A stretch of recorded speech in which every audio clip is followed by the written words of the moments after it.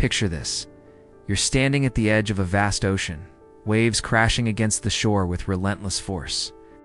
The water retreats, only to surge forward again, each wave carrying the power to reshape the coastline. This is life unpredictable. Overwhelming, sometimes beautiful, often harsh. But here's what the ancient Stoics understood that we've forgotten in our modern world. True strength isn't about avoiding the waves. It's about becoming the lighthouse that stands unmoved. No matter how fierce the storm, 2,000 years ago, three remarkable men faced trials that would break most people. Marcus Aurelius, the most powerful man in the world, governed an empire while plague ravaged his people and enemies threatened his borders. Seneca, wealthy beyond measure, faced exile, loss of fortune, and ultimately death at the hands of his own student, Emperor Nero. Epictetus, born into slavery, spent his youth in chains. His leg crippled, his freedom stolen. Yet from their struggles emerged a philosophy so profound, so practical, that it has guided millions through humanity's darkest hours and greatest challenges. Today, you face different enemies, but the same fundamental battles. The anxiety that grips you at 3 a.m. when bills pile up and the future feels uncertain. Sting of rejection when someone you love walks away, or when that dream job slips through your fingers. The weight of expectations in a world that never stops comparing, judging, measuring your worth against impossible standards. The overwhelming flood of information, opinions, and crises that assault your mind every single day through the glowing screens that have become extensions of ourselves. But what if I told you that within you already exists everything you need to not just survive these challenges, but to transform them into the very foundation of an unshakable inner strength? What if the obstacles you fear most could become the raw material for building a resilience so deep, so genuine, that external circumstances lose their power to define your peace of mind? This is the promise of Stoicism, not a cold, emotionless philosophy, but a warm, practical wisdom that teaches you to find freedom in the one place it can never be taken from you: your own mind. The Stoics didn't seek to eliminate suffering from life. They understood that suffering, properly approached, becomes the forge in which character is hammered into its finest form. Marcus Aurelius knew this intimately as he led his armies along the frozen Danube, writing his private thoughts by candlelight in a tent that offered little protection from the bitter Germanic winters. He penned words that still echo through the centuries: the impediment to action advances action. What stands in the way becomes the way. He wasn't speaking from a place of naive optimism, but from the hard-earned wisdom of a man who had seen empires crumble and friends betray him, who had buried children and watched plague consume his people. Here was a man who could have chosen bitterness, who had every justification for cynicism, yet he chose something far more radical. He chose to see every obstacle as an opportunity to practice virtue. When corrupt officials threatened his administration, he used it as a chance to practice justice. When personal losses broke his heart, he used the pain to deepen his compassion. When the weight of leadership felt crushing, he transformed it into an exercise in selfless service. This is the first pillar of building Stoic resilience: understanding the fundamental difference between what is within your control and what lies beyond it. In our hyper-connected world, we've lost sight of this crucial distinction. We exhaust ourselves trying to control the uncontrollable: other people's opinions, economic uncertainty, political outcomes, even the weather. Meanwhile, we neglect the one domain where we possess absolute sovereignty: our responses, our choices, our internal dialogue, our values. Epictetus, speaking from his own experience of ultimate powerlessness, taught that this distinction is the key to all human freedom and peace of mind. Some things are within our power, he said, while others are not.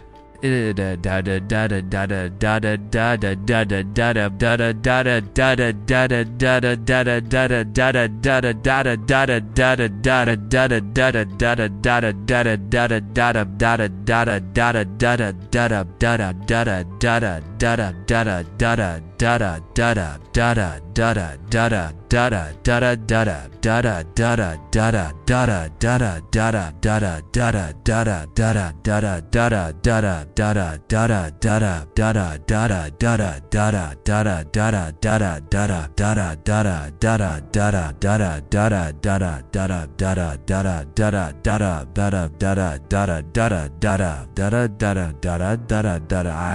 are when your business fails, you cannot control the market forces that contributed to its downfall. But you can control how you interpret this failure, what lessons you extract from it, and what your next move will be when someone you love decides to leave. You cannot control their heart or their choices, but you can control whether you respond with dignity or desperation. Whether you use this experience to become bitter or to develop a deeper capacity for love and understanding. When illness strikes, when accidents happen, when life delivers its inevitable blows, your power lies not in preventing these events, but in choosing your response to them. This shift in perspective is revolutionary because it transforms you from a victim of circumstances into the author of your own character. Every difficult situation becomes a gymnasium for the soul. Every hardship a chance to strengthen your psychological muscles. Traffic jam becomes an opportunity to practice patience. The difficult colleague becomes your teacher in forbearance. The financial setback becomes a lesson in resourcefulness and gratitude for what remains. But the Stoics understood that true resilience cannot be built through intellectual understanding alone. It requires deliberate practice, intentional exposure to difficulty, voluntary engagement with discomfort. This brings us to one of Stoicism's most powerful but least understood practices, voluntary hardship, or what Seneca called setting aside a certain number of days when you shall be content, with the scantiest and cheapest fare, with coarse and rough dress, saying to yourself the while, "Is this the condition that I feared?" In our comfort-obsessed culture, this seems almost masochistic, but Seneca's wisdom runs deeper than mere self-denial. He understood that resilience is like a muscle. It must be exercised regularly or it atrophies, and we live constantly cushioned from discomfort, constantly seeking the easiest path, constantly avoiding anything that might challenge us. We become fragile. We develop what psychologists now call psychological fragility, an inability to cope with normal life stresses because we've never learned how voluntary hardship doesn't mean creating unnecessary suffering or living in perpetual austerity. It means occasionally choosing the harder path when the easier one is available, not because you must, but because you can. It means taking cold showers not because you enjoy them, but because you want to practice tolerating discomfort. It means occasionally eating simple foods, sleeping on the floor, walking instead of driving. Saying no to small pleasures, not out of self-hatred, but out of self-respect. When you practice voluntary hardship, something remarkable happens. Your tolerance for involuntary hardship expands dramatically. The challenges that once seemed insurmountable begin to feel manageable because you've already proven to yourself that you can handle discomfort. You develop what resilience researchers call stress inoculation, a psychological immunity built through controlled exposure to manageable stresses. But perhaps even more importantly, voluntary hardship frees you from the prison of need. When you know you can be happy with less, you become less vulnerable to loss. When you've practiced discomfort, comfort becomes a gift rather than a necessity. When you've proven you can handle difficulty, you stop living in fear of it. Is true freedom not the ability to have everything you want, but the ability to be content with whatever you have? Seneca demonstrated this principle throughout his life. Despite his enormous wealth, he regularly practiced poverty, sleeping on hard floors and eating simple meals. When Nero finally ordered his death, Seneca faced it with remarkable equanimity. Not because he was unafraid of dying, but because he had practiced letting go of life's pleasures so many times that death held no terror for him. He had already rehearsed loss. When loss came, he was prepared. This practice of mental rehearsal, which the Stoics called premeditatio malorum, is another essential tool for building resilience. It's not about becoming pessimistic or expecting the worst, but about mentally preparing for difficulties so that if they arise, they don't catch you completely off guard. When you imagine losing your job, your health, your relationships, not with morbid fascination, but with thoughtful preparation, you rob these potential futures of their power to terrify you.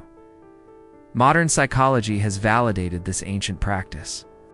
Through research on defensive pessimism and stress inoculation, when we mentally rehearse challenging scenarios, our brains develop neural pathways that make us better equipped to handle them if they actually occur.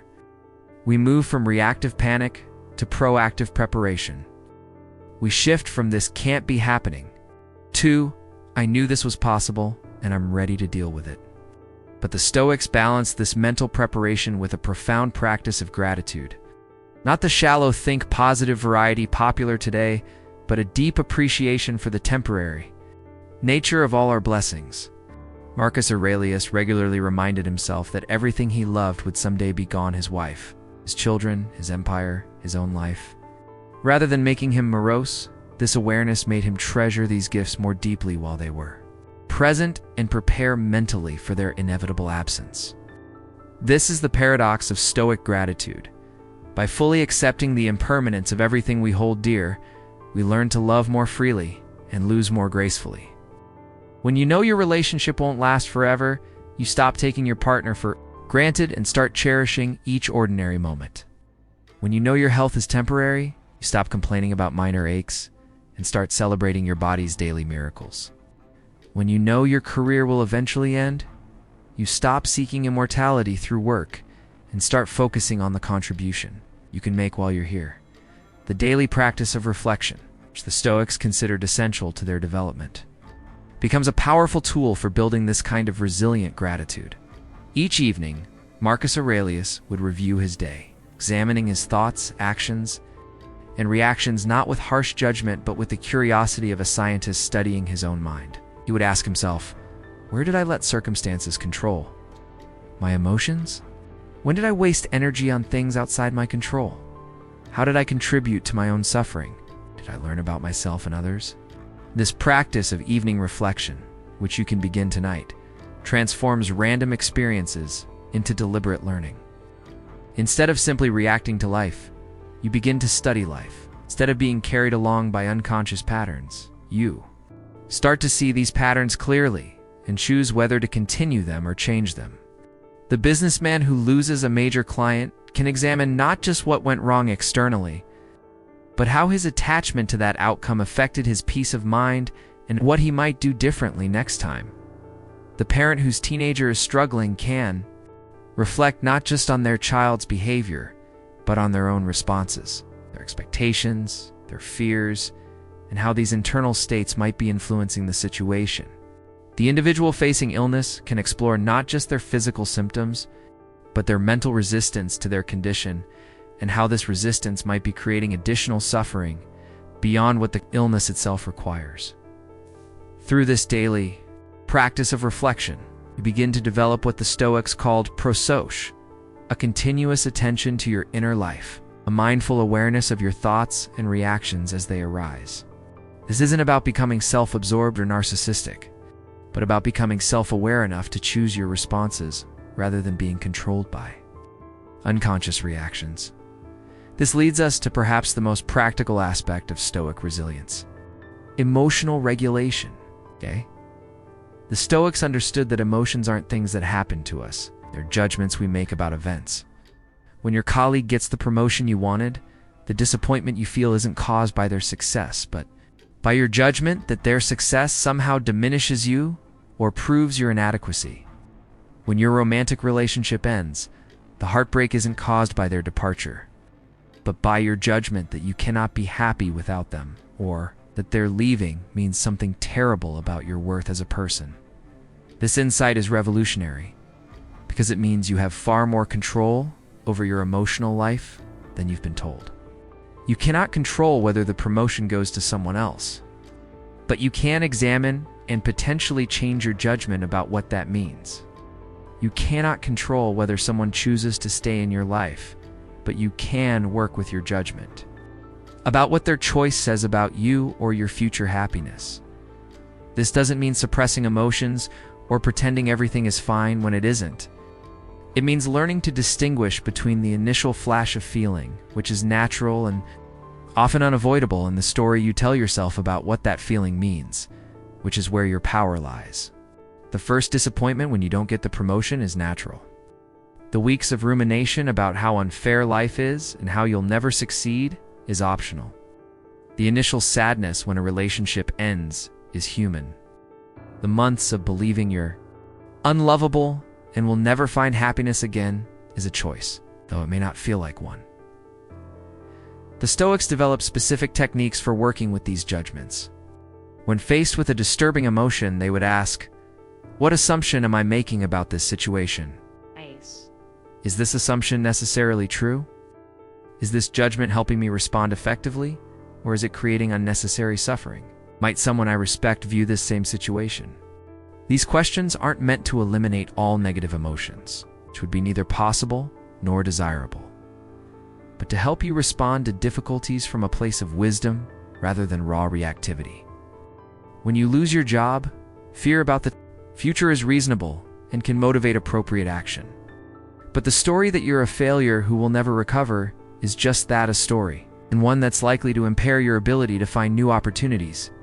The practice of cognitive reframing that modern therapy borrows from Stoicism involves learning to see situations from multiple angles, particularly angles that preserve your agency and dignity while acknowledging reality. The failed business becomes evidence of your courage to take risks and valuable experience for your next venture. The ended relationship becomes an opportunity to develop self-reliance and to appreciate the relationships that remain. The health challenge becomes a chance to discover reserves of strength you didn't know you possessed and to reevaluate what truly matters in life. But perhaps the most profound aspect of Stoic resilience is the practice they called Amor Fati. Not just accepting what happens to you, but learning to love your fate. To embrace your life exactly as it unfolds, including its difficulties and disappointments. This isn't passive resignation or masochistic self-denial, but an active appreciation for the totality of your experience. Understanding that your struggles are not obstacles to your development, but the very means of your development. When Nietzsche, deeply influenced by the Stoics, wrote, "What does not kill me makes me stronger," he wasn't advocating for seeking out trauma or pretending that suffering is always beneficial. He was pointing to something the Stoics knew intimately, that our greatest growth often comes not from our successes, but from how we handle our failures. Not from our pleasures, but from how we navigate our pain. Not from getting what we want, but from learning to want what we get. This practice of Amor Fati transforms the most difficult experiences from meaningless suffering into meaningful challenges. The entrepreneur who loses everything can learn to see this loss not as evidence of failure, but as tuition in the University of Resilience. The individual facing chronic illness can discover not just how to manage symptoms, but how to find meaning and even joy within limitations. The parent of a troubled child can develop not just coping strategies, but a deeper capacity for unconditional love and patience. The transformation that occurs when you truly embrace Amor Fati is remarkable. Instead of dividing your life into good parts and bad parts, happy times and difficult times, you begin to see it as one complete story in which every chapter contributes to the whole. The heartbreak that seems so meaningless becomes the experience that taught you empathy. The failure that felt so devastating becomes the wisdom that guides your future decisions. The loss that appeared to diminish you becomes the emptiness that makes space for something new to emerge. But this integration doesn't happen automatically or overnight. It requires what the Stoics considered the most important discipline, the discipline of desire. This involves learning to align your wants with reality rather than demanding that reality conform to your wants. Instead of saying, "I want this relationship to work out exactly as I planned," you learn to say, "I want whatever will contribute most to both our growth and flourishing." Instead of, "I want my business to succeed according to my timeline," you say, "I want to give my best effort and accept whatever results from that effort as information about my next step." This alignment of desire with reality doesn't make you passive or unmotivated. In fact, it often makes you more effective because you're no longer wasting energy fighting against circumstances you cannot change. The entrepreneur who accepts that market conditions are challenging can focus their creativity on adaptation rather than exhausting themselves with complaints about unfairness. The individual facing relationship difficulties who accepts that they cannot control their partner's choices can focus on becoming the kind of person who attracts healthy relationships rather than trying to manipulate outcomes through neediness or demands. The daily practice of this discipline begins with small things. When traffic is heavy, instead of raging against the delay, you practice wanting to be exactly where you are, using the time for reflection, or simply accepting the pause. In your rushed day, when the weather doesn't match your outdoor plans, instead of seeing it as an obstacle, you practice finding opportunity in the change. Perhaps discovering indoor activities you wouldn't have otherwise considered. These small practices prepare you for larger challenges. When serious illness strikes, when financial disaster hits, when relationships end, you've already developed the psychological muscle memory of alignment with reality. You've practiced hundreds of times the art of finding opportunity within limitation, meaning within difficulty, growth within loss. This brings us to perhaps the most practical question. How do you actually build this kind of resilience in your daily life, given the specific challenges of our time? The ancient Stoics lived in a world without social media, without the constant comparison that comes from seeing everyone else's highlight reels, without the information overload that characterizes modern life. How do you apply their wisdom to the unique stresses of today? The answer lies in understanding that while the external circumstances have changed, the fundamental challenges of human nature remain the same. We still struggle with fear, anger, jealousy, and desire. We still want to be loved, to feel secure, to make a difference. We still face loss, disappointment, and uncertainty. The Stoic practices work because they address these universal human experiences, not just the specific challenges of ancient Rome. In our age of information overload, the Stoic practice of focusing on what's within your control becomes even more crucial. You cannot control the endless stream of news, opinions, and crises that flow through your devices, but you can control how much of this information you consume and how you process what you do encounter. You cannot control whether your social media posts receive likes or comments, but you can control whether you post from a place of authentic expression or needy attention-seeking. The practice of voluntary hardship takes on new relevance in a comfort-obsessed culture. Choosing to walk instead of drive, to read instead of scroll, to have difficult conversations instead of avoiding them, to create instead of consume these become acts of resistance against a culture that encourages the path of least resistance.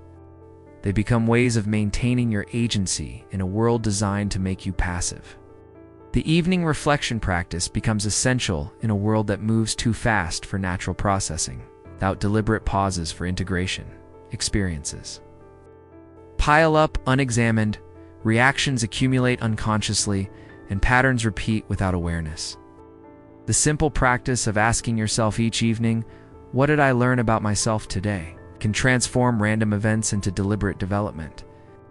But perhaps most importantly, the Stoic understanding of virtue as the only true good provides an anchor in a culture obsessed with external metrics of success. When your worth isn't determined by your net worth, your follower count, your job, title, or your relationship status, you become truly free. When your primary goal is to act with wisdom, justice, courage, and self-discipline regardless of outcomes, you become unshakable. This doesn't mean becoming indifferent to results or achievement. Marcus Aurelius cared deeply about governing well. Seneca worked hard to build wealth and influence. Epictetus devoted himself to teaching effectively. But they understood that their character was more important than their circumstances, that their effort mattered more than their achievements, that their integrity was more valuable than their image. The person who embraces this understanding finds a different kind of success.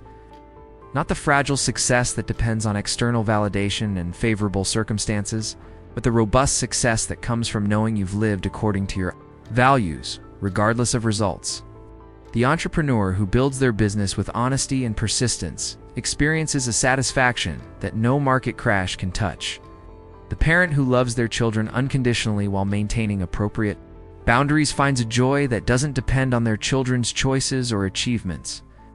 The individual who faces illness, financial hardship, or relationship challenges with grace and wisdom discovers a strength that external circumstances cannot diminish. They learn what Epictetus meant when he said, "No one can hurt you without your permission," not because bad things won't happen to them, because they won't let external events define their internal experience.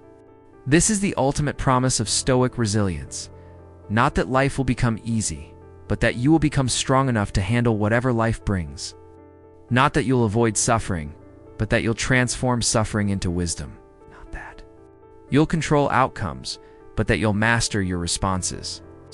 Not that you'll never feel fear, anger, or sadness, but that these emotions will inform rather than control your choices. The path to this kind of resilience begins with a single step: the decision to take responsibility for your inner life. Today, when something goes wrong, instead of asking, "Why me?" try asking, "How can I respond to this wisely?"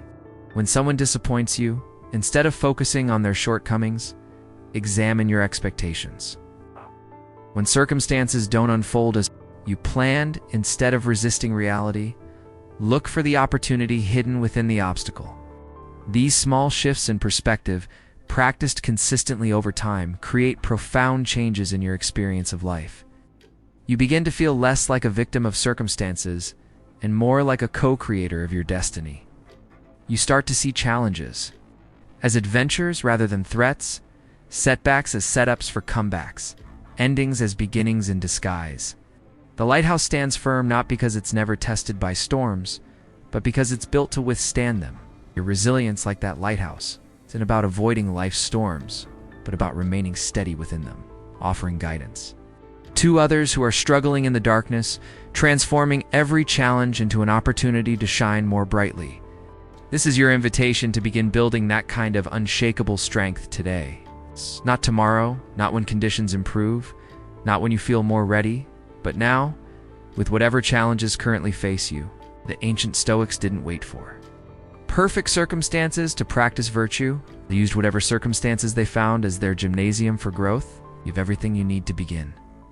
A mind capable of choice, circumstances that can serve as your training ground, and 20 centuries of proven wisdom to guide your practice.